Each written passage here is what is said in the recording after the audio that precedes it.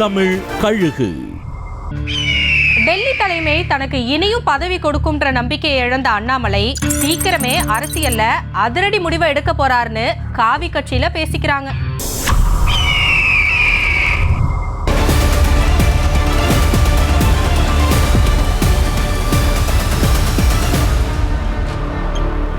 பாஜகவோட தேசிய தலைவர் நியமனத்துக்கு பிறகு பெரிய பொறுப்பு கொடுக்கப்படும்னு RSS கொடுத்த வாக்குறுதியால பொறுமை காத்த அண்ணாமலை இப்ப பொறுமையை இழந்துட்டாருங்கிறாங்க. தேசிய அளவுல பொறுப்பு எதிர்பார்த்து காத்திருந்தவருக்கு தமிழ்நாடு பாஜகவுல தேர்தல் பொறுப்பாளரா ஒரு பதவி கொடுக்க முடிவு செய்யப்பட்டிருக்கான். ஆனா தேசிய கட்சியில மாநில தேர்தல் பொறுப்புங்கிறது பல்லு பிடுங்கப்பட்ட பாம்பு பதவின்னு அதை அவரு விரும்பலையாம்.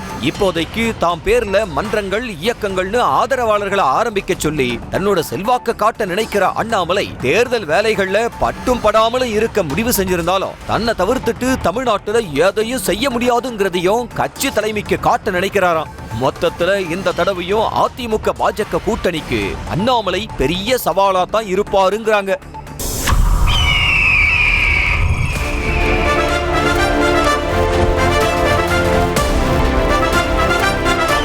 நியூஸ் தமிழ் கழுகு.